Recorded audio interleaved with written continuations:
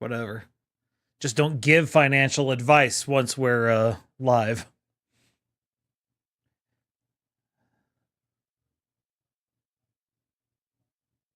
You could get me in big trouble. Yeah. Yeah.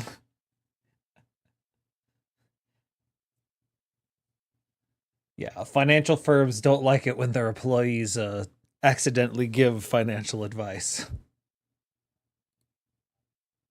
No, no. No, YouTube will only shut down my channel at worst.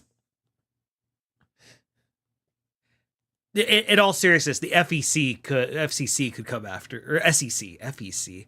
That's not even a thing. The Federal Communications.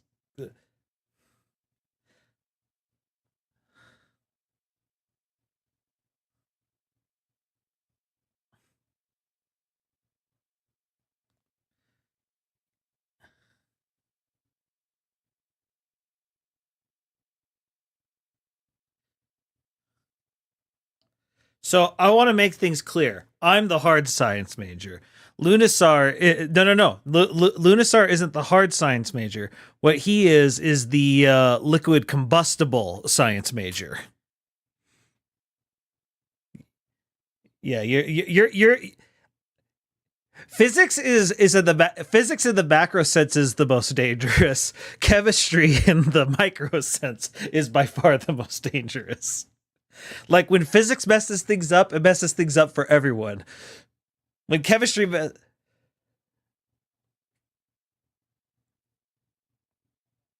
yeah. Yeah. Whereas pirate pushes heat around all day.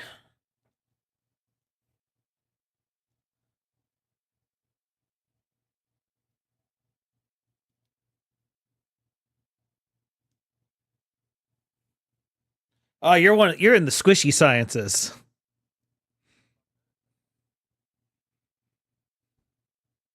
Yeah, like Dr. Venkman.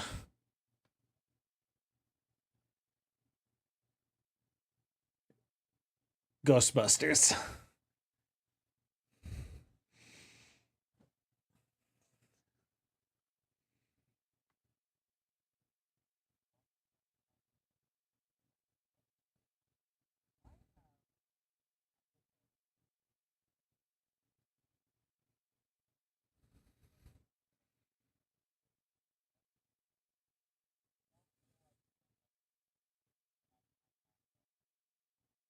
That's an impressive skill.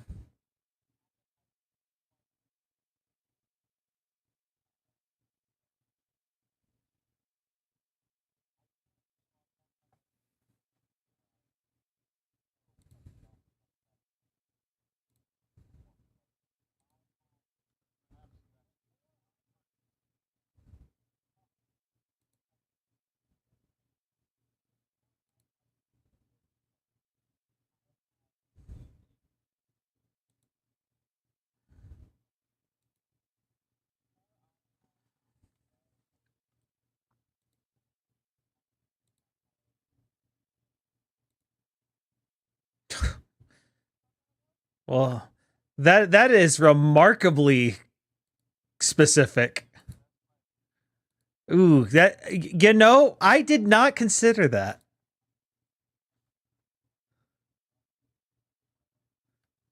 I don't think your wife and kid would like that. I'm going to recommend not being a deadbeat dad. That's my advice.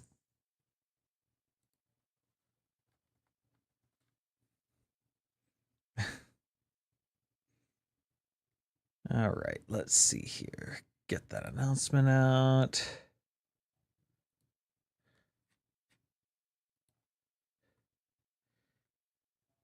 Okay, see, Lizzie, that's really useful details.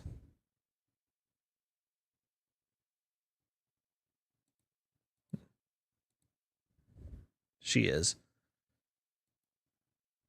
For me. Oh yeah, we're lighting up, but we're not audible through the stream. You should be now. I should be now. Here we Wait, are I thought now. I heard you.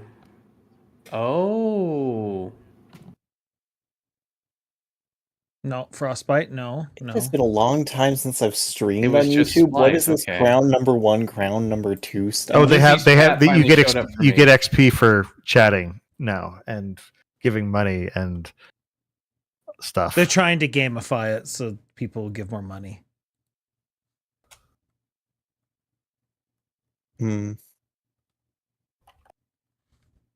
Yes.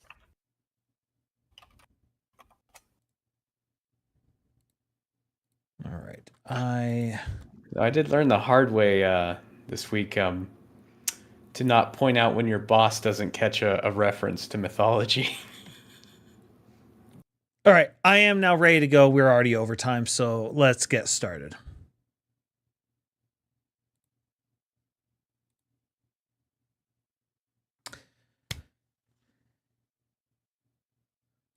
A long time ago, in a splice far, far away, my mom bought for my dad a super thing called a Nintendo, and I played Mario, and I hit a flagpole, and for no reason whatsoever, fireworks played. This is the first time I can think of that there would have been an explosion in a video game that I would have known. And it's appropriate given that we are celebrating Independence Day this week. And thus we're going to be talking about here on episode 63 of I Think We Overleveled about the best booms in video games. Would this be the first for you as well, Baggins? Nope. What would be the first for you? Space War. I don't even... That sounds like Temu Star Wars. I believe it's actually the first video game ever. Predating Pong, yes. Are you What talking is about it? the one that was like Hang on, I'm pulling it up. in like the like made in like a college computer lab on a giant like Because I thought the first version was Pong built for an oscilloscope. tennis for 2? Oh wait. The Dot Eaters. Space War.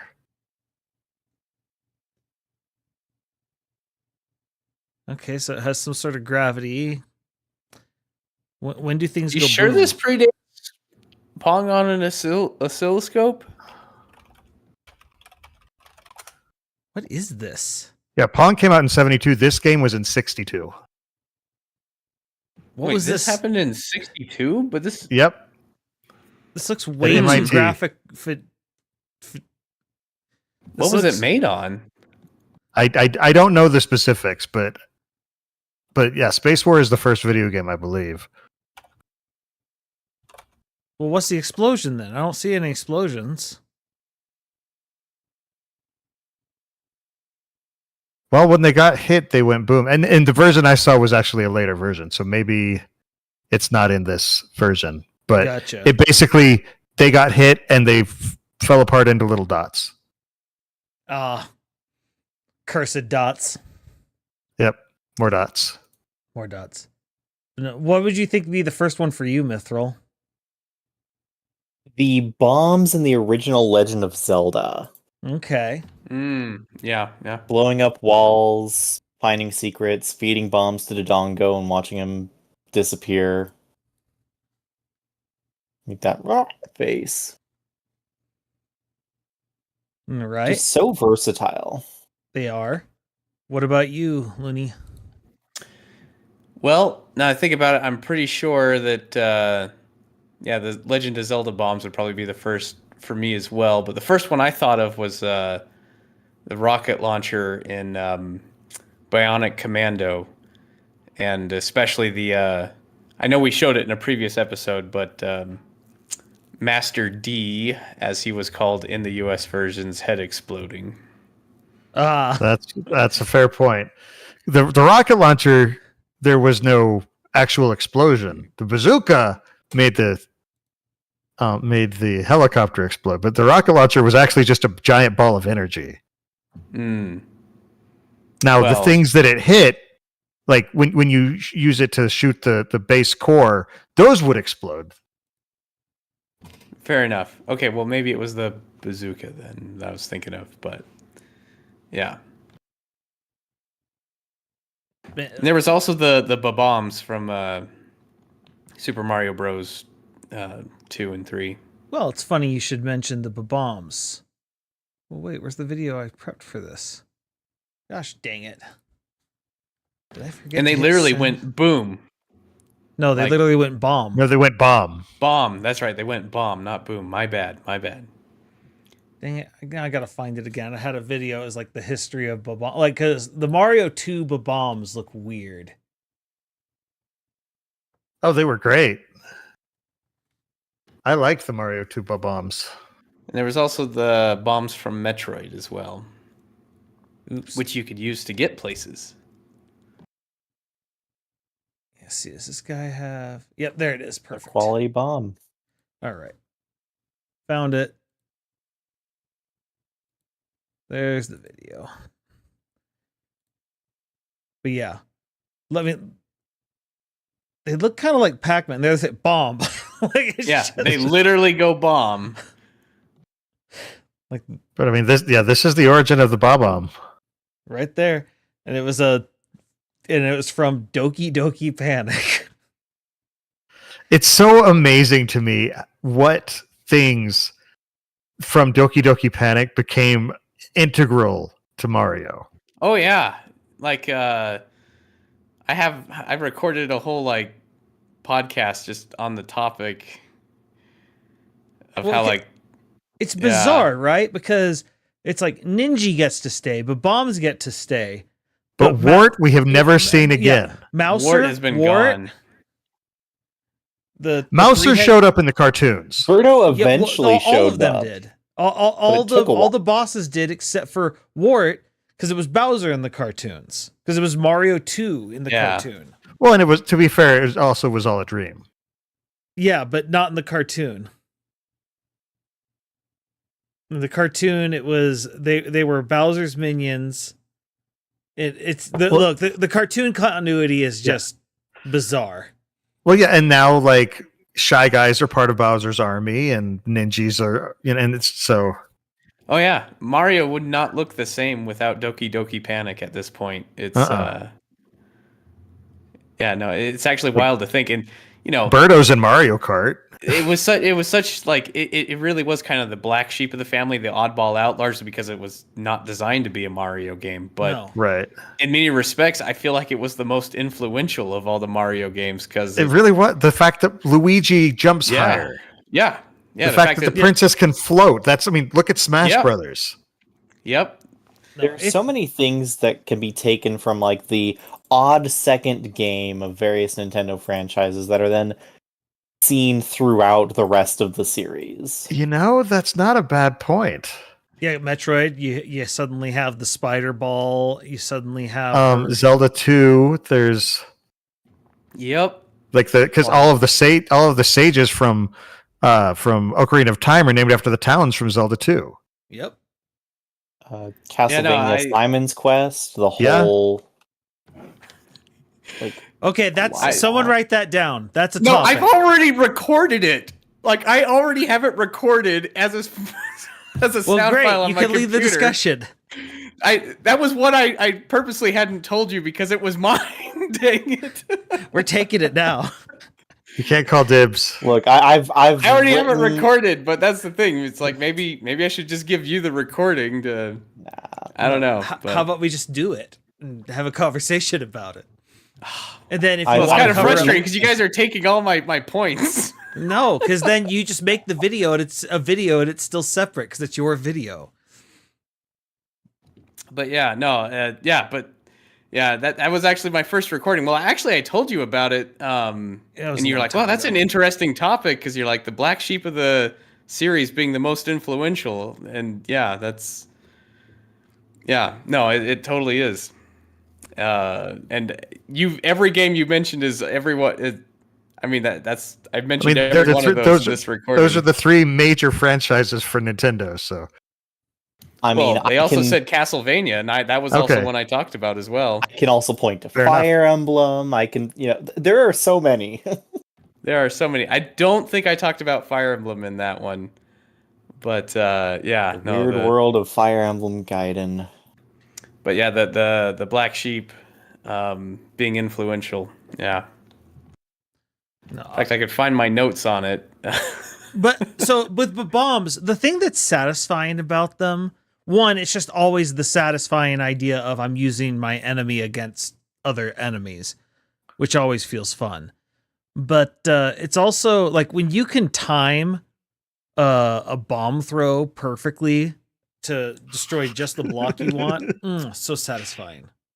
Yeah, what about when the game times dropping bombs on you in Smash Brothers and sudden death? And So Smash Bob-ombs. So it wasn't sudden death where they spawn in just the wrong place.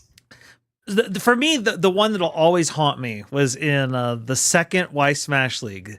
The Y Smash League, I had a chance to win, but I ended up taking 4th place, and I should have taken 3rd, but I was totally tilted. I'm not gonna lie, or I could have taken 3rd, I should say. Wait, what was that? The one that I won the bracket? I don't remember you wearing. Oh, maybe I don't know. It was a long time ago.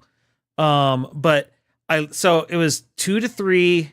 It was the best 2 out of 3. I was fighting a guy named Dad, and yep, that's the one. That's the one. I won the first game pretty handily, and then in the basement of Dragon's Keep. In the second game, we're playing on Jungle Japes, which lets you know how serious a tournament this was because items are on and Jungle Japes are on.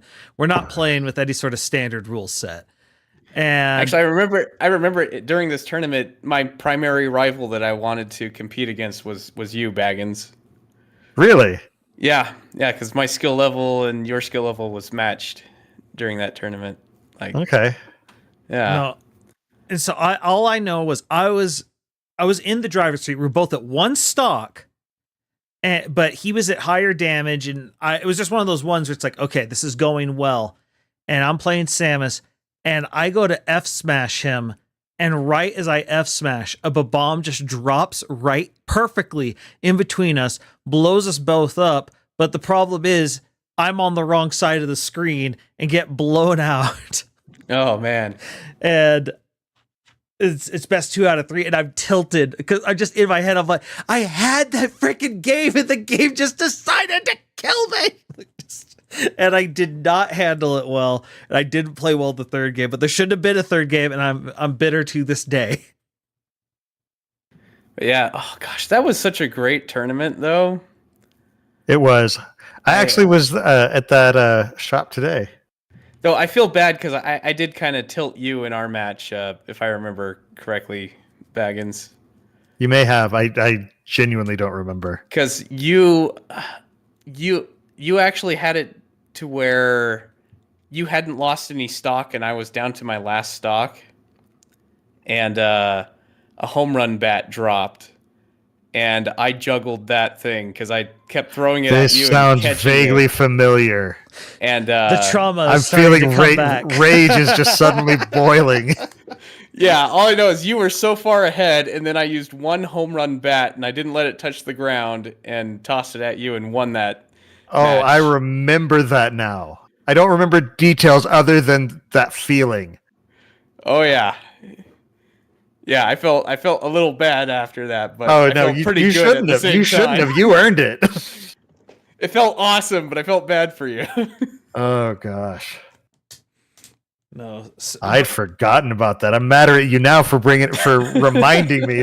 But yeah, no, on that bracket, the thing is that was so fun because you had us all fill out the bracket and say, oh, who would win every match and kind of draw out the whole bracket. Yeah, I just based off of like March Madness.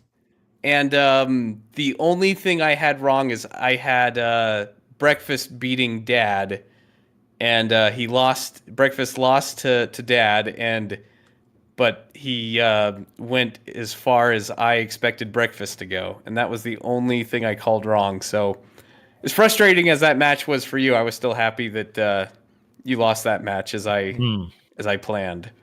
It drove me nuts because it's one of those things. I was better than Dad, and it just annoys me. And it's like, would I probably have beat Falcon? Probably not. He went undefeated that season. But Oh, no, I, no. He was just dominant that season. But I But yeah, I thought just expected it to be Breakfast and Falcon at the end. my match with him was really close. Because I played Samus and I played a slightly different style, so it was one of those things. It's like, do I think I will win? It's like, I think I have about a 30% chance. Like, I'm definitely the underdog. I feel like I had a chance. And that's the part that's just so frustrated about it. It's like, I had the chance. That's okay. Oh man, I forgot motion controls in a Mario game.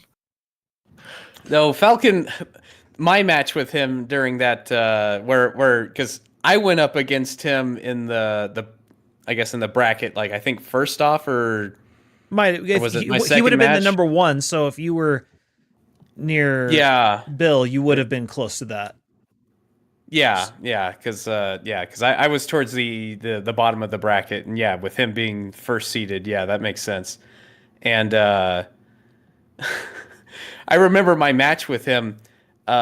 He didn't fight back; he just dodged for the first like 3 minutes, and that was his. It's a power move. MO. It was a power move. I couldn't even touch him. Get people to tilt a little bit. Yeah, I wasn't upset because I knew I couldn't beat him. I mean, I'd played him enough at that point, and I mean, he's my brother-in-law now, but yeah, I couldn't beat him. I still can't beat him. But he's good. Yeah. So I wasn't tilted, but yeah, he just let me attempt to hit him. And, I thought, I don't know, I kind of took it of hey, he's giving me a chance to see if I could even hit him before just dominating me. But I don't know, maybe some people got a bit more tilted from it.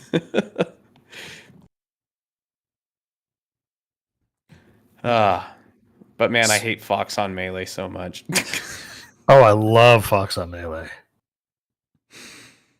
So, speaking of explosions in Smash Bros, there's a type of explosions from Smash Bros that's pulled from another Nintendo game that's one of my favorites.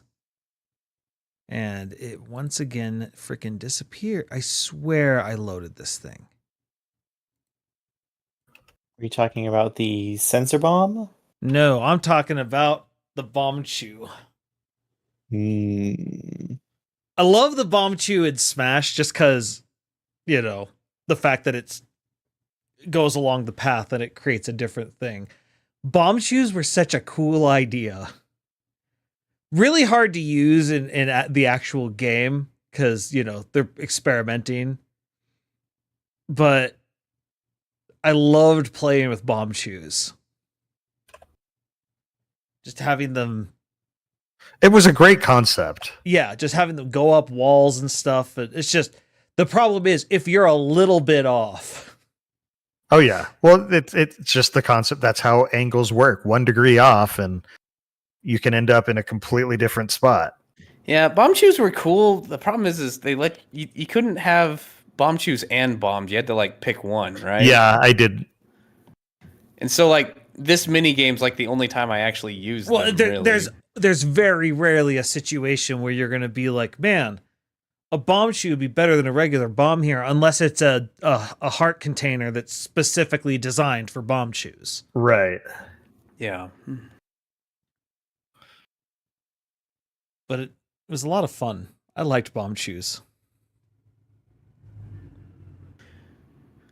Yeah, I'm pretty sure I used them far more in Smash than ever in a Zelda game. Oh yeah, definitely. Speaking of using it more in Smash than a Zelda game, the fact that the remote mines are in Smash Brothers essentially.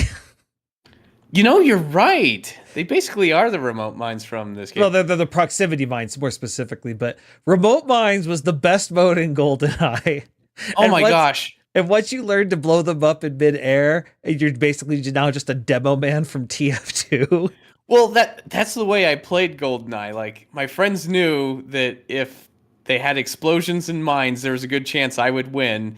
And if they chose just guns without, explosives, I would lose. It was just known. And they actually gave me a nickname especially when we had the grenade launchers in in GoldenEye, because I'd always bounce them around corners and off walls to hit them, and it drove them nuts because they couldn't see it coming. And it's like, you and your physics. It's like you and Mr. Physics bouncing them off the walls. Well, that was the thing. It's just like the mines let you. It was a thinking man's weapon, where you suddenly are having to play around corners in a way that you didn't have to with the guns. Yeah, that was the thing, because they would always beat me in the Twitch game, but if I was able to set traps like that, then I'd win. No, the remote mines. Oh, and I love how you could like stack up a whole row of them. That was the thing. It's where it's like, hey, get all the remote mines you can. We're gonna see how far we can, because you have to hit. I remember there was something weird, like if you got off, it would like break them somehow. Well, I feel like there was only so many that could be, and they'd start despawning after a while, so you could kind of get them. I think they started floating because the ones they were. I'm trying to think if the one first attached to the wall disappeared, if they all disappeared, or if they just started floating as. It was mind-boggling by itself, because not only did they actually have depth, they actually changed the geometry of what you were shooting. And so you could put mine upon mine upon mine. I had not seen that in a 3D game. No, I think that's the first time you could like stack mines on top of each other.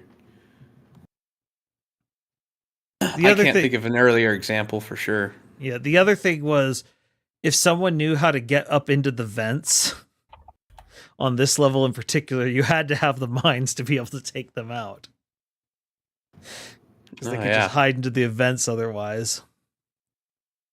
Which was you sort of had to you did some sort of if you had looked down and circled around, it would pop you up into the vents somehow. Well, also, if you're playing remote mines, this is the level you want to play it on anyways. Oh, it's one of the best ones. I guess as broken as that kind of vent location was, this was one of the best maps ever. And I'm glad, and everyone was glad when it came back in Perfect Dark, even though it was misnamed. What was it named in Perfect Dark? Felicity instead of Facility. Oh. Autocorrect got it wrong. Not autocorrect, what? Or was it done on purpose? What was autocorrect called back on the day? Spell check? No. Spell check. Thank you. My goodness. Or maybe they did it on purpose because it's this is not quite Facility. Maybe. But no. And it made people happy, so yeah, maybe it was just done on purpose. Who knows? Yeah, I don't know either. But the point is, remote mines were amazing. Some might say to bomb. Boo. Can't boo me. I've seen what makes you cheer. One of the other things you guys brought up, I don't have specifically the morph ball bombs, but the better example of course, is the power bombs. Specifically because we're here to talk about satisfying BOOMS explosions. Now, to be fair, it was satisfying once you got good at bomb jumping. Oh yeah, that part is definitely satisfying. But power bombs are but nothing portrays it better than the terminal montage when Samus does the power bomb and then the map blows up. Uh-huh. Yeah. Well, I mean, one thing that was great, because when they added the power bomb, that's when they added the Meridia entrance. Oh yeah. The puzzle is to drop a power bomb on that glass tunnel. Spoilers, yo. And yeah, but it affected the map itself. Which was really cool, and just it's a nice little touch. And the animation they added for exploding that glass was awesome. Yep. Well, and of course there's the what's it called when you do the heal with the power crystal bomb. flash. The crystal flash. It's just that is cool. The first time I saw that I've ever happen, actually done it. I think I did it by accident once, which doing it on that's hard to do on accident. Yeah, because it's hard to do on purpose. Let's see. I'll pull that up. Okay, maybe it's not that hard, but the preconditions are. Yes, you know, it would it's one of those. I had no idea what happened. Like I knew about the crystal flash, but I had no idea what I had done to make it happen. Crystal Flash was something I didn't know about till years later, and people talked about. See, I knew about the crystal flash because I read the comics. There was the comics, well, that, and also if you just turn the game on and let it run. Remember when games were actually cool when you just turned them on and let them run? I think that's a dead art these days. Yeah, well. Because, there were so many secrets that the game baby out of teach somewhere. you. It's because it was, it's an arcade artifact. Yeah. Because the arcades would do that so that it's like, ooh, this looks fun. I want to play it. The attract mode. Yeah. Yep. But no, I feel like in Super Metroid, they took advantage of that to be, here's the things you can do in this game that may not be obvious that you can. Uh-huh. Well, the thing is, that wasn't even close to the best explosion in Super Metroid. Nope. This is actually one Lizzie suggested. Zetus? But I'm not surprised I didn't have to, bring it up. You took care of it. Oh yeah, this is iconic. Yep. Just great explosion. I mean, that animation is gorgeous too. Yeah, it's one of those things. Holds up. I mean, like everything in this game, it holds up. I was trying to. I would look love and see if they saved the animals or not. I was, yep. They saved them. They saved them. No, the thing that I still want. I know I'm normally not for like all these remakes. I would love a Metroid Dread style remake for Super Metroid. Okay. I just want like Nice. the graphical fidelity and stuff like that. Right. What you could do with that. Now the problem is Super Metroid's gameplay compared to Metroid Dread are night and day. Yeah. It is you basically want them to take the gameplay of Super Metroid and slap a Metroid Dread skin on it. Yeah. Yeah. I mean, if you wanted to redesign why... Super Metroid with Metroid Dread mechanics, like you could do it. It just that's the execution would be very difficult. There's a reason why Super Metroids didn't get a remake because it didn't need it. Uh-huh. There's also a reason that, in my opinion, not another Metroid 2 remake is the better. Oh yeah, it is the better version of like remake of Metroid 2, not as opposed to the official remake. That's another one of the episodes I recorded, but the recording quality was popping really bad, unfortunately. But yeah, wow, this podcast. Let's see, number 63, and now 2 of the other podcasts I thought of recording just by myself that did record has been brought up. That's funny. Hey man, see if you can almost come like up with. It's almost like you have friends who have similar thoughts and opinions on video games as you do. What? That's crazy talk. It's almost like we've influenced each other, those opinions, even the back and forth. I just hear an explosion outside my window. Must be 4th of July week. Oh, yes, this explosion. Of course I did. Yep. I kind of knew that. Poor Pretty. To be fair, Lizzie messaged me and like, dude, don't forget this. Tell me she spelled dude with 2 O's. I think she said, Prinny is the Bob-omb of Disgaeas, I think the way she said it. But you're right. She should have said dude with 2 O's. Alas. I don't know much about Disgaea, but I know they spell dude with 2 O's and it made me giggle. Yes. The Prinnies, they're hilarious. And you can throw your teammates to help them move around the map. But you're warned that Prinnies explode when thrown. And sure enough, when you throw them, they do explode. Well, that's they the thing. die and they deal damage to the enemy. I just thought like, well, that's too ridiculous. This is clearly like bait for some event, and so I did it just to see what the event was, and the printing exploded. But oh my goodness!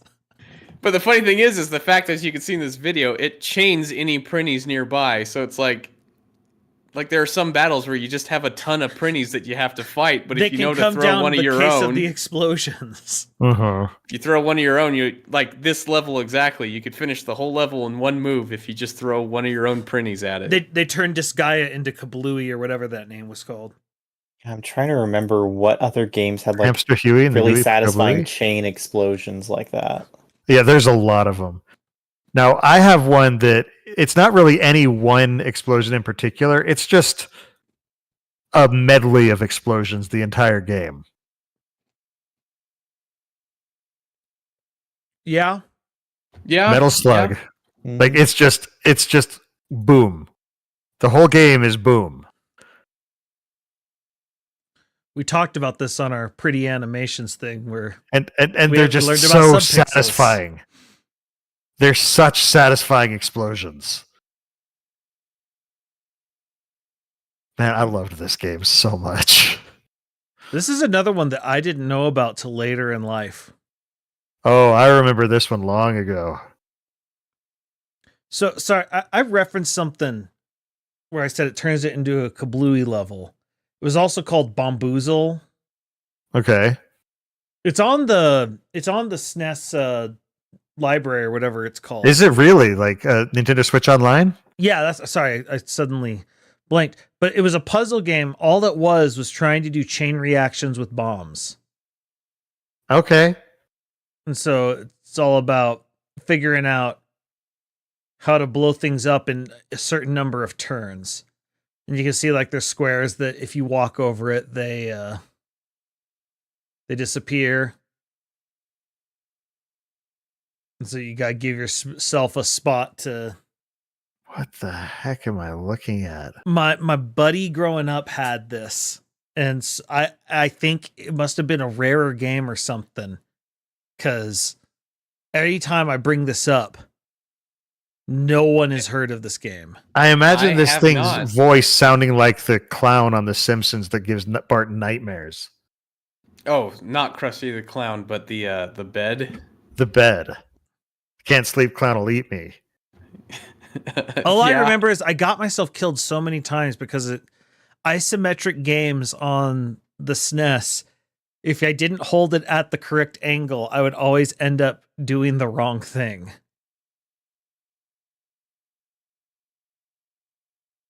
And you have to. It's like, uh-oh, What have you done? he's won. Huh. Because that explodes in a bigger.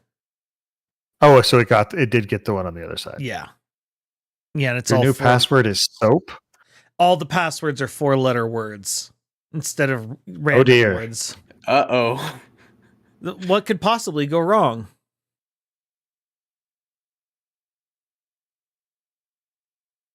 Anyway, I But see yeah. nothing Huh. wrong with that. I think you can move those ones if memory serves me correct. Anyway, point is, this game existed. It wasn't very satisfying. And to my elementary school mind, I didn't quite get it.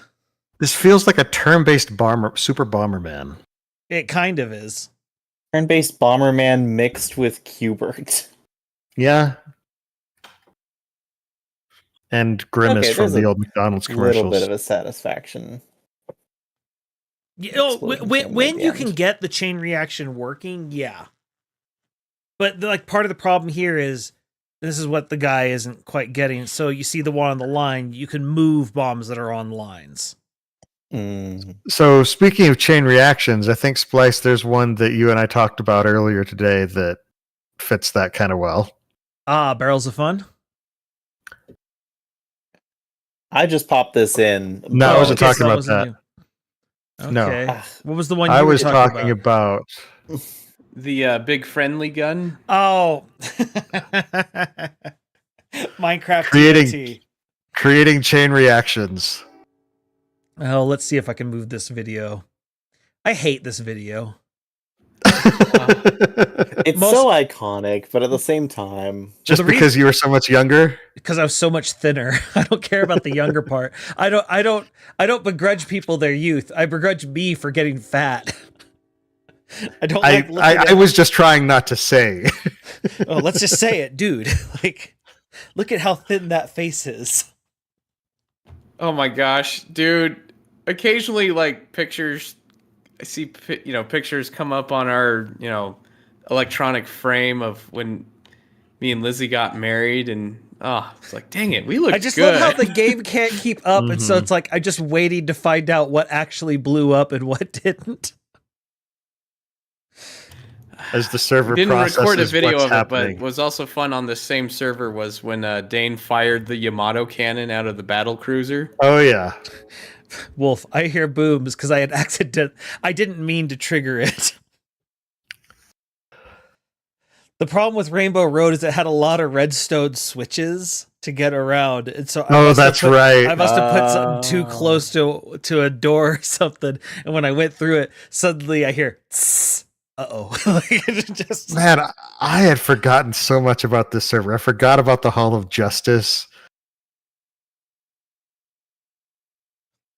Oh, the monument to unemployment is great. Okay, so let's give some background to the viewers on this the story behind these explosions. So first of all, this is Rainbow Road. I built it, and then I put a black sleeve around it so we could simulate the idea of Rainbow Road where it's in space. And then, 'cause I was unemployed at the time, and so I was just kind of killing time. And then I put the rainbow sleeve around it so that it would, look like Rainbow Road from the outside too. Anyway, so the whole idea was Demolition Day was we were going to update the server, and instead of updating the server, he said, I'm going to save the server. We're going to wait a day, then update the server. So there's a day where nothing counts. So everyone's free to just do whatever they want. It was a day of madness. It was the purge. Yeah. And it was fun. And so we just went around blowing the crap out. Oh, and everyone got creative mode so that they could just spawn as much TNT as they wanted. Well, and you started doing like hostage videos, manifesto video. Yeah. Declaring why we're blowing things up, inventing crime. And then really, really ticking off some people who didn't realize that Demolition Day was a thing. Oh, yeah. Didn't she get Petrivka's wife? Yeah, she didn't. Wife. And he didn't tell her. Yeah, it was like days later. Yeah. It was like days later. She had been silently stewing about me and Bill for days. One of the other things that I just found funny about this was I showed this to my brother. My brother at the time was probably 15 or something. And now his second kid's on the way. It's been a while. He was just looking at this, and he was just in awe. And he's like looking at all our stuff. He's like, how is this all here? It's like, well, I mean, you build it. It just takes time. He's like, no, I mean, like, how hasn't someone destroyed it? And then I realized what he was actually asking. And I'm like, oh, because we're public servers. Well, no, he's playing with his buddies, and they're a bunch of teenagers. And thus they're absolute, just, they're jerks because they're teenagers. Right. Hey, look, it's is that the castle in the sky? No, that's that was further. Okay. Yeah, no. But no, he was just in awe. I'm like, we're adults. We don't do that to each other because we want people to not blow up our stuff too. Well, that's kind of that kind of teaches a lesson, though. For the Hall of Justice. Well, that's right. What an unnecessary detail. I mean, there were no cars in the game. If you go back slightly, I made a parking lot for the Hall of Justice. Oh. Why? I don't know. Well, because you had the road leading to Rainbow Road, and then at the end of it, you're like, let's make a parking lot. It's like, okay. As it's Minecraft, you just kind of, do I want to do this? I don't know, but I'm already doing it. Let's jump Yeah. forward to show some of the other Let's destruction. let's see. I don't But know. I thought I did Minecraft that in teaching separate life videos. Because there is, don't forget, there's the monument to your unemployment, which was the watchtower. I Oh, forgot. that's right. You never finished the firehouse, did you? Nope, I did not. So yeah, here's the watchtower where I made. No, this is Mr. still the Hall of Justice. This is the inside of the Hall of Or Justice. sorry, yeah, the Hall of Justice. But I made Mr. Freeze's armor and Oh, I Amazo. forgot about that. where The I Amazo robot. Wow, I forgot about this too. Man. make Superman stay out late. What? What are you babbling about in this? Did you use creative mode to make that, or? Yeah, so Rainbow Road was 100% in non-creative mode. That's I right, the sheep remember- cult. I remember your sheep farm. But the what was? Oh, we had already blown up the watchtower apparently. No, I think this was the Hanging Gardens or something. Oh, that's right. Yeah, this is the Hanging Gardens. Okay. We had some good stuff on the server. I Oh, wonder- those were good days. this is a Yeah. good server. Gosh. I never finished the big project I took on though. I remember one boot digging and like just mining tons and tons of obsidian to make her chessboard, and Because that's the thing. I made the pyramid of Giza, Oh, and then I made here's the what got me in trouble. Colosseum. yeah, this is the house. This is the woman's And house. But I the loaded one the toilet. I wanted to make the pyramid of power from Link to the Past. Ah, You did make it. I didn't finish it. You didn't? No. You had music in there and everything. Well, that was just the pyramid. That was just a pyramid, like the pyramid of Giza. But yes, you're right. Inside, I made it the sacred realm. Yeah, So- you had the Master And Sword. yes, Or not the and I Master, did the have- Triforce. And yeah, I had the Triforce in it, and I had it playing Zelda's Lullaby. Before there was the what was it called, the repeater that you could use to set time, where I had to yeah. manually make channels of redstone torches to manually make the time. But yeah, no, I went further out, and I was going to make the Pyramid of Power from the Dark World in Link to the Past. And I never finished that because it was just a huge project. Oh man. Why Yeah, this got you in so much trouble. She didn't know. And the funny thing is she was so mad. She was like, I'm gonna go destroy their stuff. And she's like, it's already been destroyed. Well, and that was the thing. She's like, I guess it's fair if they destroyed their stuff too. It didn't explain what Demolition Day was.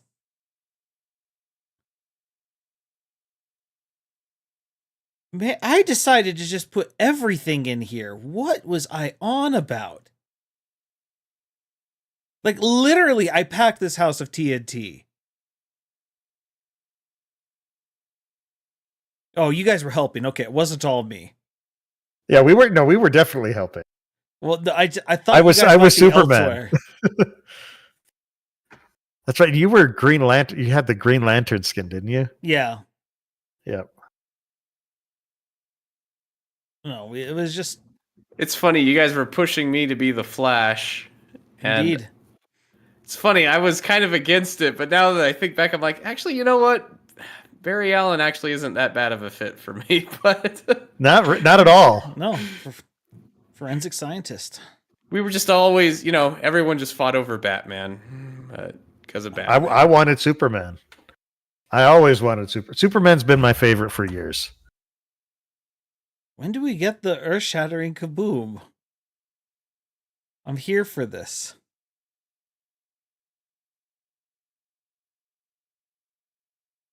Spring home, Reese Estates, visitors welcome. There's something hilarious about visitors welcome and their house is full of TNT. Oh my goodness.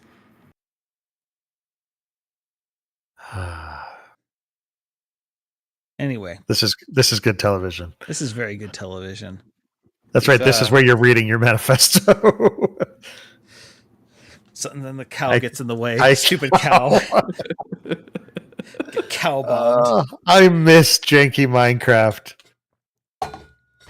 Yeah, I watch my kids play Minecraft. It's not the same game anymore. It isn't. Oh, we Did don't it not even get go to see it boom? explode? Oh, come on. Video ran out. Yeah, back when you had to cut the videos, they couldn't be as long. Oh, right. That wasn't why. It was definitely due to probably some sort of file size problem. It's probably there somewhere. I'd have to go find it. You need to though. find the chicken too. Yeah, I don't know. Anyway, let's talk about something else. I'll find the other stuff later. All right. Well, I've got another one Okay. that I loved, which was, let me find it. In Arkham Knight, I loved driving the Batmobile around, and they had combat against drones, and it's just explosion after explosion after explosion in all the best ways. You see, I find it funny because Nice. Makes me this think is of driving the Mako. well. The reason I find it funny is because this is actually the part of the game that is the most disliked by a lot of people. I loved this stuff. No, I enjoyed this too, but I it's also one of those I understand it's one of those I get the criticism of it can get kind of repetitive. And it definitely does break up the Batman gameplay. So if that's, That's fair, but I enjoyed it enough that I was like, okay, that's just this section. Yeah. Well, and that's the thing. It's like if this doesn't work for you, it's a problem. If it does, it's great. Yep. Well, it's also like the Mako and Mass Effect as well. The same story there. Yep. I enjoyed the Mako. I enjoyed the Mako too. Now, the Mako I did feel was a little bit improperly utilized. Like, I wish they'd actually done something good with it rather than just like the combat could have been better. It just needed a little bit more polish. But I did love what was there.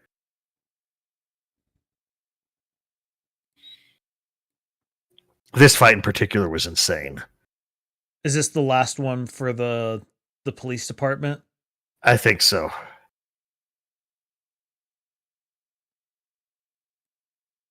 No, I enjoyed this gameplay. It's a weird. It's almost a rhythm game. I'm not even sure. In some ways. I know It's I like bought pattern Arkham recognition. Origins. I'm not even sure if I own Arkham Knight. Now I think about it. Oh, I love Arkham Knight. Well, it had issues on launch for PC, so that's not surprising. Right. It was poorly optimized. I still enjoyed it. I mean, I was buying those games for the PS3, but Yeah. I've 100%ed this game 3 times, so. oh wow. Just I felt the gameplay was very, very satisfying, and I enjoyed the story and all the aspects of it. So anyway, So if I were to play a certain game online, a deathmatch game, my favorite weapon on Deathmatch Classic was, of course, the rocket launcher. Half-Life 2's rocket launcher is so unique. The fact why that is it unique? that once It's you laser fire guided. it, it's laser guided, so you could move your gun, so you could move your reticle around, and it would follow it, so you could kind of arc it around. Okay. Well, It was fun. which is hilarious when people who don't quite get that, because like if you fire it and then you try and take cover because that thing's shooting at you, but then you put the laser sight right next to like whatever your cover is because you're ducking. Your rocket then turns around, starts coming towards you. And so you have to be smart with it. It's very easy to blow yourself up. I never had that problem, but that's I could see how that happened. Well, this is also how the rocket launcher worked in Half-Life 1. So if you never played Half-Life 1, this is very different from most most rocket launchers work. I mean, that's the thing. Yeah, I had learned it from playing Deathmatch Classic. The Half-Life 1 Deathmatch mode with my friends, and so taking cover was never something you really did in Deathmatch because, I have a plan. Attack. Yeah, the plan's attack because, I mean, taking cover from people as opposed to AI just doesn't work the same in these games. Yeah, people are smart. They don't fall for your traps like that. It's weird. But there was also but speaking of using the rocket launcher in Deathmatch Classic, there was a map. What was it called? It was called like Silo, but it was like a missile silo. And you could go inside and hit the launch button, and then a giant explosive, like a giant rocket would come out, and if you are outside the silo when it lands, it's like an instant kill as the entire outside area explodes. Did you ever play that map? I didn't really play Deathmatch but one time. I was too busy with TF2. Well, I mean, this is before TF2 was out. I didn't play Half-Life 2 at all until Orange Box. Well, yeah, I mean, Half-Life 1, you mean, but okay. Or, yeah. Yeah, Half-Life 1, the idea of playing a multiplayer. Because, I'm actually talking about Half-Life 1, not Half-Life 2. Yeah, well, I didn't even know about Deathmatch. Well, that was a jerk move. At least he seems to feel bad about it. I will admit, it's kind of funny when I think about it, because I look at the graphics of Half-Life 2, and they were revolutionary when they came out, but they look kind of low poly now. Yeah, they're chunky now. But the thing is the other game that we played the most with the same engine doesn't look that chunky, because I still feel like TF2 still looks as good as the day it came out. Well, it's when you go for that cartoony style, it helps. It's the reason Incredibles still holds up. Yeah. They chose. It's the same reason.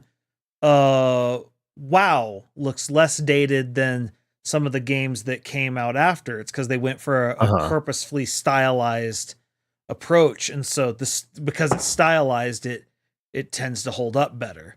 Which it's one of the reasons I think a lot of people are starting to realize going for full graphical fidelity isn't the be all end all of everything.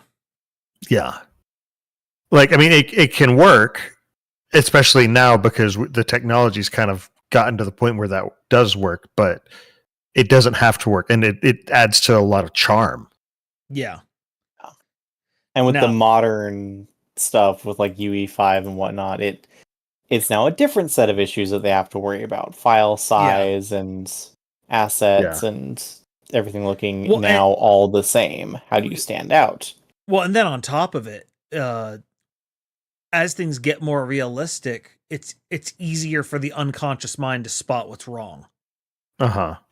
It's your brain doesn't give it the grace that we would give to other stuff. By the way, I found the hostage videos. I picked 3 in particular. That's a sentence you want on the. It'll be fine on the YouTubes. It'll be fine. I'm not giving financial advice. I won't get in trouble. But yeah, these were fun. It was just fun to pack these things. So yeah, we've set everything up. Then Bill threw the switch. No one goes to Springholm anymore. And then I messed that up, didn't I? We don't go to Springholm anymore. That's how there we go. Ravenholm. And it didn't work. That's right, the switch didn't work.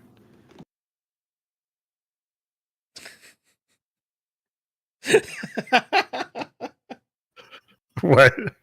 Just the wrong. It's just like, this is very disappointing. It's like, well, fancy this didn't work. And then the server said, "What are you doing?" Survey says. You can just tell the spot where the server kind of gives up and says, "I'll turn it in later."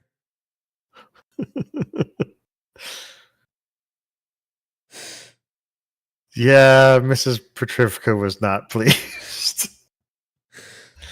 So then, one angry pirate. I found the chicken. Oh, good. Which we didn't know was on the server. We just suddenly found this horrifying... No, this wasn't the horrifying part. This was just the flying chicken. That's the third thing I found. You discovered a lot about the server that day. But we replaced all of the red parts on the chicken. It was just gone. And then we still don't know who made this farm of horrors. This is the Nightmare Farm. Where the like in blatant disregard of all animal cruelty laws and the poly exclusion principle. Plus the Geneva Convention and so this is a mercy. We're putting these animals out of their misery. Oh my gosh. I just found my Audacity files. Oh. For my Black Sheep games. It was still on my Windows documents. Oh, that was wow. before I went to Linux. Dang, that was a long time ago. Like I said, crap or get off the pot.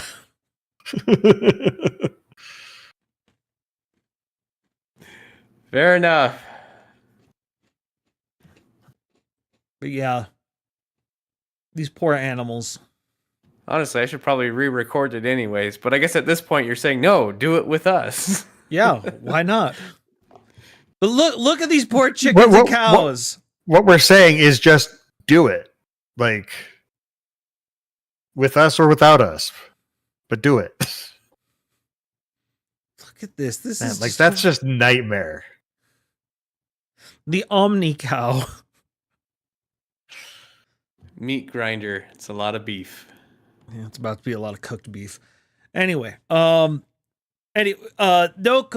discussion of this stuff. Mostly, I just wanted to showcase the farm of horrors.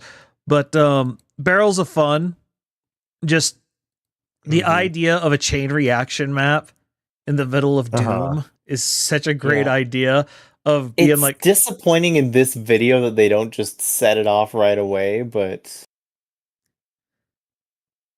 actually, the question is, though, yeah. Well, I mean, if you're inside the room when they go off, you'll die, right? Yeah. Yes. Yeah. And so it's just a very different style level from a lot of the other levels. Because it uses the physics of not only do they blow up, but they will move first and then blow up, which based again, on the force of the... For this era, mind-boggling that you could do that. Considering this is among the first quote-unquote FPS games, although, such early the genre didn't necessarily exist. No, it's they were called Doom-likes for a while. Yeah, well, that was the thing, is true. It's one of my... Was Doom a Doom-like? What was Doom there was a video. FPS Wolfenstein-like. Well, no, so there's a video by, I think it's Ahoy, who did it. And the title of the video was, "What genre is Doom?" To which I saw the title, and I'm just like, that's dumb, it's an FPS. But I like Ahoy's videos, so I... where it's where he calls it a top-down shooter, right? Well, no. So that was the thing, is his videos. Ahoy does such good work, and he goes into the history of all the games were called Doom likes, and so, and it kind of traces back to try and figure out when did we start referring to FPSs as FPSs, but then it always brought in the question: is Doom a Doom like? On a similar note, I came across something that I hadn't known before. Is the term Metroidvania was originally coined specifically for Castlevania games that were like Metroid. It wasn't as a genre, it was a category of Castlevania games. Well, now, here's my question. Makes Was sense. it first applied to Symphony of the Night, or was it first applied to Castlevania 2? I don't think it was applied to Castlevania 2. I think it was would've- I think it was retroactively applied to Yeah. Castlevania Yeah, 2. yeah. I think I think the you're discussion first came up Either with- Symphony or Aria, I think. Yeah. Aria Symphony was before Aria. right, but I don't know if the discussion started until Until after. Aria, when it was the second game in the style of Symphony. Yeah, because when you have a one-off, it's like, oh, okay, you're doing this. Once you start Yeah. doing 2 or 3, it's like, oh, this is a trend. This is now a whole subset that we have Yeah. to redefine. And and that's the reason it's like the term is Metroidvania, because like a lot of people are like, why is Castlevania part of that? Because for the longest time, Castlevania wasn't a Metroidvania style series, but it's because the term actually was specifically coined for Castlevania games, Mm-hmm. which makes so much more sense to me. Anyway, go on. Well, no, and it's one of those things that's interesting. It's why when I did the the video quiz game, and part of the thing is I list the genre, but for the original Metroid, it was a 2D Adventure. 2D platforming adventure. That's right. 2D action adventure platformer. Yeah. Well, because there honestly- wasn't a term for Metroidvania yet. Mm-hmm. I want to say, what was the first game that was probably called first-person shooter? Was it Quake? Because Quake was the first one that introduced you'd have to gaming watch in 3 you'd have- direction. Ahoy does like a ton of research into it, going into like old publications to try and figure out, because it started Who coined the term? Well, because it started becoming like one of the big changes, if I remember correctly, was, was it? I'm trying to remember what game it was, but it was a game that was over the shoulder instead of first person, and they referred to it as a third person shooter, as a third person Doom like, but it's where you're starting to hear them come up with the other terms, and the nomenclature. It's just the problem of you don't know what it is. I was going to sorry to interrupt, but I was actually looking for a good video for the BFG 9000, because that, in my opinion, is also one of the great booms. Mm-hmm. Sorry, back to what you were saying. No, it's fine, because it is. Although the BFG 10,000 is where it's at. Objective: shoot a hole in the surface of Mars. You can't just shoot a hole in the surface of Mars. Proceeds to shoot a hole into the surface of Mars. Oh, Doom Eternal, you're so wonderful. No, but the and so it was this weird thing where you see, like, no, it's not like anyone's like, hey, we need to come up with a name for this, but you just see it naturally start to form, almost this like democratic way where it's, people with each article are sort of kind of voting for different names for these things. And as people like certain names, it gets used more until the nomenclature gets defined. And it's just, I don't know, it's kind of cool. The taxonomy of gaming genres, if you will. Well, yeah, I mean, I think I still call things 2D Zelda style and 3D Zelda style. Like, I don't know. They still haven't really come up with a very official name for it. Kind of like how it used to be Doom-like, but we still use Zelda-like. Well, yeah, because even to this the day. names are either too broad or too specific and not actually fully representative. Well, it's the whole thing. And of, Zelda like, is just so iconic. And people know what you mean when you say it. well, but Yeah. like you said, like the 2D versus 3D are very different games. Oh, yeah. But it sort of gets into the whole Scott the Woz, I'm not an RPG guy video, where part of the entire video is about the fact that what isn't an RPG anymore. Because, like, how do you define it? Because how you define it, things that aren't normally RPGs, you would get classified. And so is RPG even a useful term? And he's like, what is a JRPG? And it's like, we know it when we say it, but like, what's the actual definition? It's because it can't just be RPG that's made in Japan. Well, yeah, because now we've got, Claire Obscure, which is you were going there. It's kind of a JRPG, but it's French, and so it's an FRPG. But that's Well, they've had Korean RPGs for a long time too. So yeah. And so what you name things is a very interesting. So I mean, we've gotten way off topic here, but well, I remember actually in our old forums, I got in a big fight with people because I didn't like the term JRPG in Western RPG because of for those reasons. Do you remember? I made a big fight. It's console RPG versus computer RPG, and I said that the defining feature was whether it was designed to be controlled with a D-pad versus a mouse or an analog stick, and that turned into a big fight. That's I remember what I'm gonna say there. Post your hot takes about what an RPG is in the comments below. Engagement bait. Oh, it is. All right.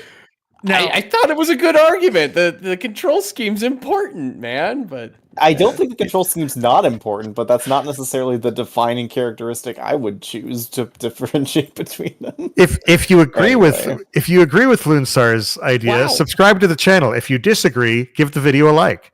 If you don't, subscribe 3 times. Apparently, I triggered Mithril. No, I'm not that. Did you get involved in that? Do you remember that forum post? Because man, boy, this is probably before my time. It was probably. I think it was before opinions about it. I didn't join in until 2014. Like I have opinions on it, not because of the forum post, but just because this is something that comes up all the heckin' time. Yeah, well, yes, and of course, a lot of the pushback I got was they're like, no, what makes a Western RPG is when you create your own character and the character creation screen and that's what makes it. Whereas JRPGs are the ones where the main character has a defined person and a defined personality and narrative, and like that's what they sometimes true. Final Fantasy 14 would dare to disagree. But that's also an MMORPG, right? Which is fundamentally different from.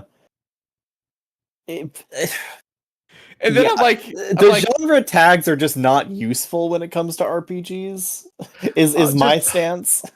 They're more just guidelines. I'm like, at that point, I'm just like, okay, do you really think that the nameless one is not a predefined character? Like, yes, you have a lot of control over how he grows, but he's very much a defined character. Mm-hmm. So, moving aside, the nukes in StarCraft are some of the more satisfying explosions. Good. Oh yeah, absolutely. I tried to find some good ones of StarCraft 1, but I didn't want to put a clip of Artosis' stream in here because that stream is one of the most toxic on Twitch. Anyway. What no, okay. What's better though? Not because of the person. What do you think is better? Minecraft. StarCraft 1 or StarCraft 2 nukes? StarCraft 2 has a lot of the visual, the display, the vibe and the feeling of it. The fact that you can see the nuke taking off is just aesthetically great. StarCraft 2 and usability StarCraft 2, let's be real here. But nothing quite has that same impact as landing a Brood War nuke that has uncapped damage. Yeah. Though, I mean, yes, StarCraft 2 looks gorgeous, but there's just something about high-quality 2D sprites that even 3D models cannot compare to. I don't know, man. With the ragdoll physics that come from in StarCraft 2.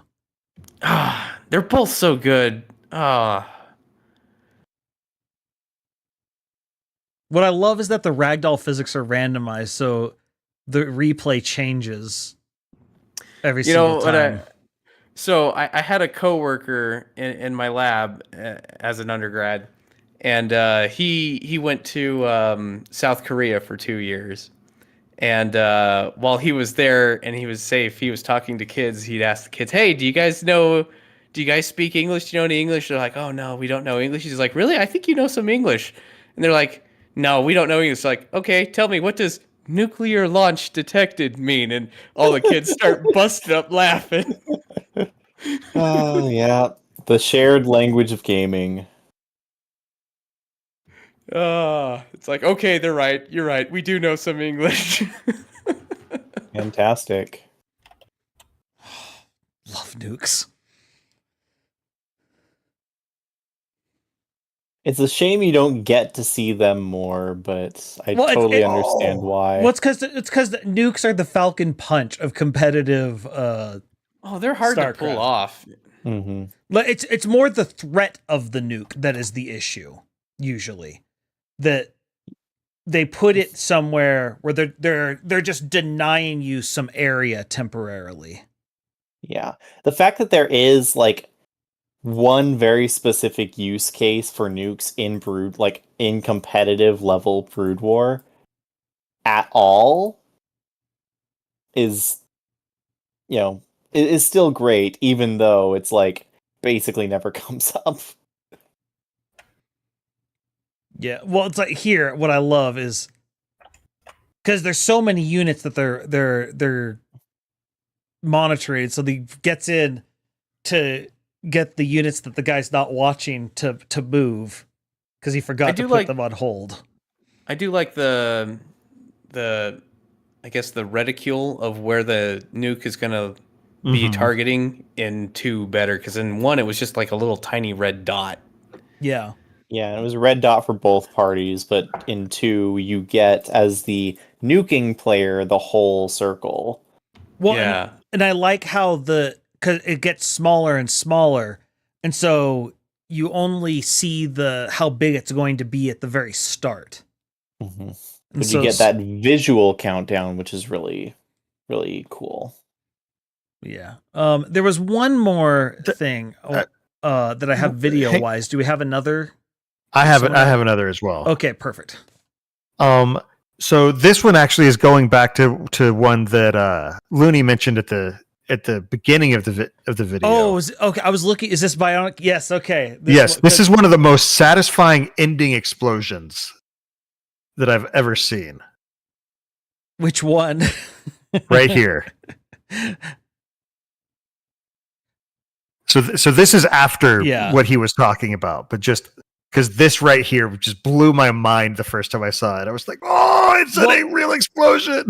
Well, it's because the work that would have to go into, like, you have to just load in that sprite for the explosion, the way that the games worked. And they didn't do a lot of one-off sprites. No. And so something like that, that was effort that no one else went to. Yeah. This was such a great and under-recognized game when it came out. Like, I didn't know that many people who played this game. Really? Oh, I did not know many at all. No, my NES friends always talked about it. I mean, I didn't own it. I had to borrow it, so maybe that's why. I played it at a friend's house, but other than him, nobody I talked to played it. Wow. I always loved this game. Well, and the weird thing is, this game is a sequel. Yeah, the well, like the weird levels where you're top down. That's what the first game was. Commando. The whole game was like that, of Commando. Yeah. Huh. So it was I haven't played Commando. I've seen a copy of it at a local retro game store a lot lately.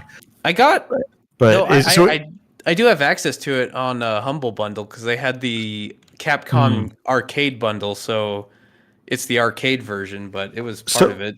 So was it like it almost seems sort of Ikari Warriors-esque. Well, yeah, it was like the caravan levels where it's top down and you're just kind of shooting. Yeah. Okay. And so Bionic Commando was just an enormous departure from that style of game. But it's such a good game. The fact that it's like, oh, you can't jump, but you can swing with a hook shot, and it's amazing. It's sad that they never made any sort of sequel or spin-off for it. Well, I don't think that's correct. Not even once. Not a single What reference about to Wife Arm game? No, I seem to remember Wife Arm No, game. I don't know. You're talking crazy, Jordan. Well, Rearmed was amazing though. That's not a spin-off. That's just a remake of the game. Did you not like Rearmed 2?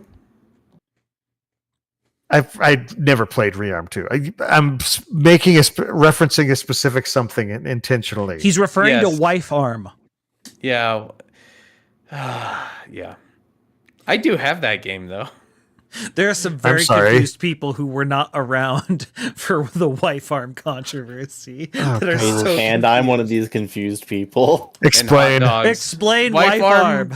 Wife Arm made out of hot dogs. Yeah. So in I'm not Bionic sure I want Commando, this explained. you What swing system around was- with a grappling hook, right? Yeah. And they made a 3D third-person shooter. I guess What system was it follow for? on. It was for the PS3 and 360, Okay. and probably PC as well.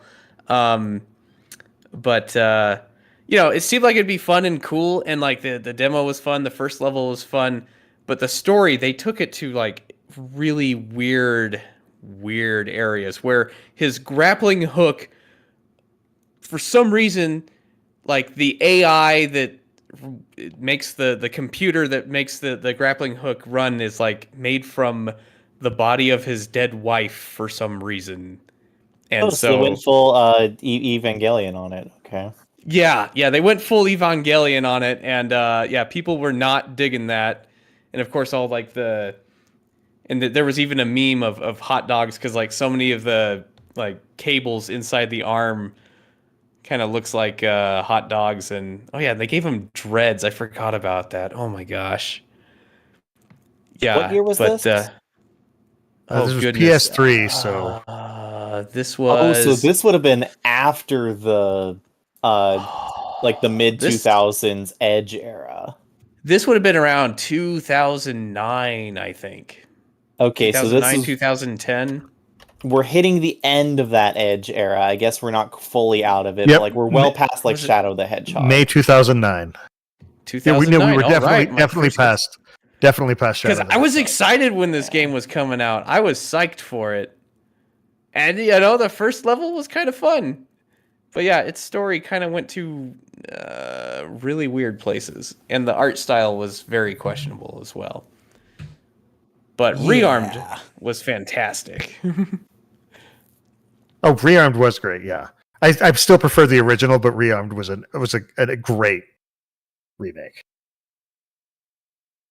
Okay, so we don't have much time left, so I want to end on what for me was the most satisfying explosion, at least narratively, in gaming history for me. And that's the ending to Halo Combat Evolved. Okay. Halo does such a good job of building up the narrative, because it starts off with just the war with the Covenant, and then as the Flood stuff starts coming in, and your team just starts getting whittled down as the entire ship is getting wiped out by problem after problem. You end up finding keys trapped by the Flood, and you're just like, okay, if we let the Flood get off this, the entire universe is at danger. But we need some way to destroy the Halo. And I love the name of the level is the horse you rode in on. Yep. And you're going to overload the engine. You get out, and then you're treated to what was at the time, just like, because they had done a good job of giving you a feeling for the scale of the Halo. Yeah. And so as you start flying off and you see this explosion, you understand how big this explosion is. And especially, it comes up in a second with the other piece of it flying off into the other piece, and just the entire Halo shattering. It was so satisfying. While at the same time melancholic, because it's like you achieved it, but you and Cortana are all that's left. Uh-huh. Of an entire ship's worth. A big ship. Like, yes. Well, and that's like her ending dialogue, something like, where she's like, oh my goodness, we're all that's left. We had to do it though. Like it was, they would have found Earth, the flood. Like we had no choice. But hey, it's over. And then it just ends with him. No, I have a feeling it's just begun.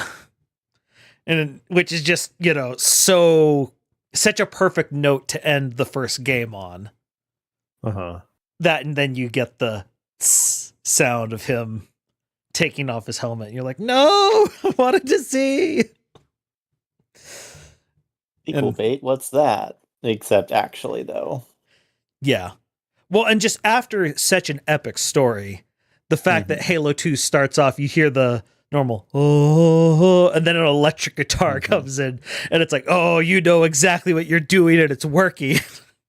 Yeah. Nice. But no, I love the ending to Halo 1. It is so satisfying.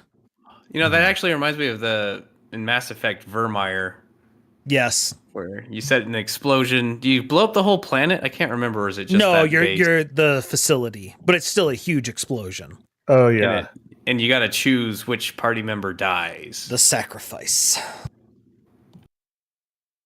And for most people, I don't know about you. It's like I really don't care either way. Hold the line. But it's definitely Caden. Caden's going. Yeah, because he's Karth. I don't know. I chose Ashley just because I didn't care for her. No, but the whole point being, just there's something because explosions, because of their powerful but temporary nature, they make for a great literal punch to end the game. And so when you get a satisfying one, it can be a great narrative exclamation point. And I still like, as much as obviously Zebus exploding is big for me, the destruction of the Halo. Yeah.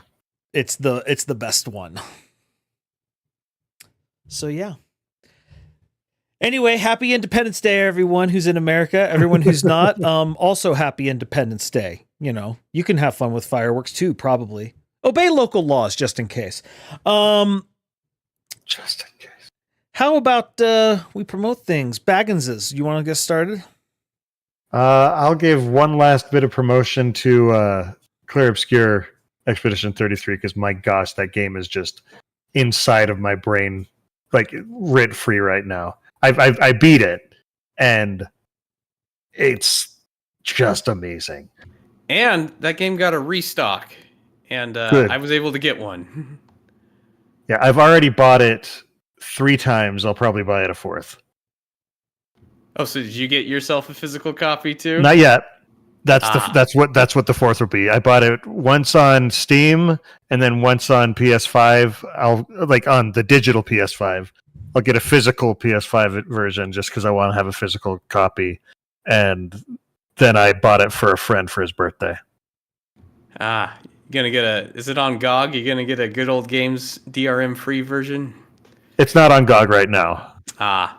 But it's one of those. It's so good, and I like what the company's doing. I'm like, I'm willing to give you extra money right now because you're doing some good stuff, and I want to reward that.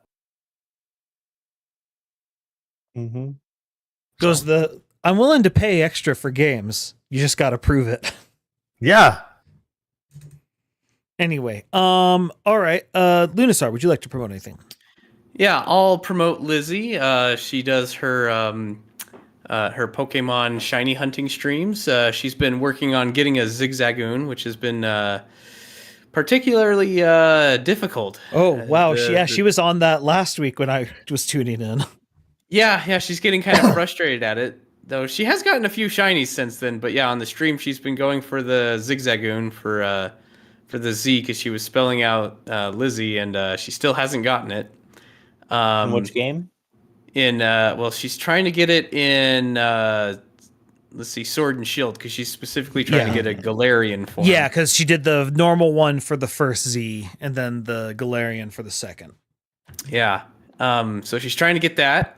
Also, I mean, we have TF2 playing. I do have to do a quick shout out for TF2 because goodness, critical rockets and critical grenades and critical sticky bombs. They're the best. Just Could I just? Oh yeah. Can I just share a line that a friend that I saw on another stream the other day? It was two guys, and one of them said that he's like, I used to be a huge Valve fan, but then they stopped making things, and his companion just said they kept making money. So that's funny. But anyway. Well, I understand that, but then Valve came out with Proton, and as long as they keep Proton alive, it really wouldn't surprise me if like the company that finally gets Linux to break out, it's just Valve, just out of nowhere. No, it is them. I honestly at this point, the success of Linux, especially with all the stupid decisions they've been making, if you've been following the Linux world at all, like they have been shooting themselves in the foot. It is at this point Valve keeping Linux desktop alive and viable. So yeah, that's a whole nother topic. Yep. But yeah, anyway, so that Mithril. Yeah. YouTube.com/MithralZenith is where you can find me. I have a lot of videos, mostly talking about Fire Emblem related stuff, game design type perspective. I am working currently on both a new map design 101, my series where I go through talking about different maps and what makes them good or bad, talking about maps that only have one type of enemy unit and how those can be interesting. And I'm also working on a fair and balanced review of Fire Emblem Conquest, because I was convinced to play through that game by one of my friends for a third time on Lunatic, and now I see what people like about the game, even though, DLC on limits or off limits for this playthrough? So, DLC, what's that? That's not accessible anymore. Okay, so without it. That does change the game, because I will admit the DLC does make that game a lot easier. Yeah, so no like DLC maps or anything. The way I played it was I had access to what I had, which was my path bonuses for owning all three games, my brain is not thinking. Path bonus for owning all three games, some of the free handout DLC, like you get a Paragon Scroll, a Witch's Mark, and a set of boots. But that's basically it. And I'm upset because all of my visit points and battle points are inaccessible now because you can't even connect to the server to verify all the points you had. So none of those bonuses either. Lunatic, Conquest. I had a friend basically guide me through, be like, hey, here's the things from your previous runs that you basically, if you do this, this, and this, you're going to have a good time. They helped guide me through it. They allowed me to... They taught me what I was doing wrong and taught me how to cheese the final map, is what I'm going to say. Because the last two runs, I bombed out on the final map, and turns out the final map is just the worst. And yeah.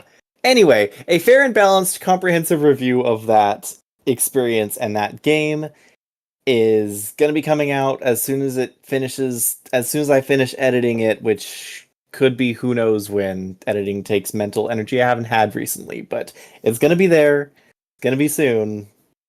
Promise. I love it will be fair and balanced, but man, this thing has got problems. Well, here's the thing. It's going to be fair and balanced because my previous take on the game after my last two playthroughs was overly negative, and now it's going to be... we'll see. I get it. Stay tuned. It doesn't mean I necessarily like it, but I get it.